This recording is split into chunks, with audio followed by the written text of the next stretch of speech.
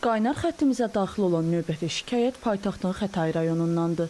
General Şıxlinski küçəsi, bina 19, 21, 23, 25 və 30 ünvanında yaşayan sakinlər binaların bloklarında və həyətlərində həşəratların olduğunu deyirlər. Hətta iş o yerə çatıb ki, bu qurdlar pəncərələrdən evlərin içərisinə də daxil olur. Müxtəlif qurumlara və ərazi mənzil istismar idarəsinə məlumat verilsə də 3 aydan çoxdur nəticə ala bilmirlər. Bu qurdla bağlı biz müraciət edirik. Yəni bütün həyəti demək olar parkda uşağı düşürdə bilmirik, pəncərələri aça bilmirik. Fərqi yoxdur 1-ci mərtəbədən 9-cu mərtəbəyə. Yəni hər yeri demək olar ki, bu qurdu nədir bax hər yerə yayılıb. Yəni heç yerə uşağı məktəbə apara bilmirik. Parkın içindən yolun qırağına gedirik ki, uşaqların üstünə düşməsin. Hiss olunmur da. Yəni yüngül bir qurddur. Evə girəndə görürük ki, üstümüzdə doludur. 5-6 dənə qurd var. Təxminən 3 aya yaxındır. Bax belə ağacları qurd basıb da. Axır məcburiyyət qarşısında qaldıq ki, biz müraciət ilə gəlsin, çəkiliş eləsinlər. Görə bura bir cavabdeh hansı qurum var ki, o qurum gəlsin, burada bir dezinfeksiya işimi deyək, ya ekologiya gətirsin, nəsə bir iş görsünlər ki, bunun kökü kəsilsin. Yoxsa bu getmək olmur. Uşaqlar məktəbə gedir, üstündə qurd qayıdır, məktəbdə oturur, üstündə qurd olur. Evə girir, hətta evə girir. Belə vallahi deyiləsi deyil, bu belə bir şəraitdə. Bu nə? Hamı gözləyir ki, qış olacaq, qar yağacaq. Bəlkə onda məhv oldu bu böcəklər.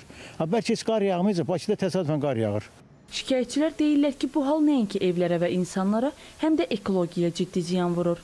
Həyətdə olan bütün meyvə ağacları bu qurdlardan sonra quruyub. Sakinlər şəxsi vəsaitləri hesabına dərmanlamışlar görsələr də, məsələnin həllinə nail ola bilməyiblər. Ekologiya çox böyük ziyan dəyir hal-hazırki şəraitdə. Bu hadisələr tək bu il başlamayıb. Mənim cənimdə çoxdan başlayıb. Çünki Bakı şəhərində elə bir ərazi yoxdur ki, orada ağacların hamısını qurd yeməsin. Nümunə üçün bax ağacı çəkə bilər qardaş. Bax bir dənə yarpaq yoxdur üstündə. Yəni nəysə bir tədbir görmək lazımdır ki, yaşıllıq məhv olmasın, xalqımıza ziyan dəyməsin. Küçəmiz, yolumuz təmiz olsun. Çünki yolu da basıb gedir. Həqiqətən biz uşaqları düşürə bilmirik həyətə. Hər bir yerdə qurd var. Biz bilmirik bu qurd nədir, zəhərlidir, nədir.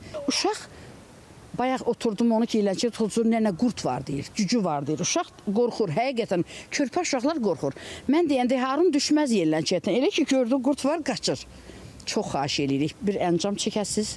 Məsələ ilə bağlı Bakı Şəhər Yaşıllaşdırma Təsərrüfatı Birliyinə müraciət etdik. Qurumdan məlumat verildi ki, sözü gedən ünvandan birliyə heç bir müraciət daxil olmayıb.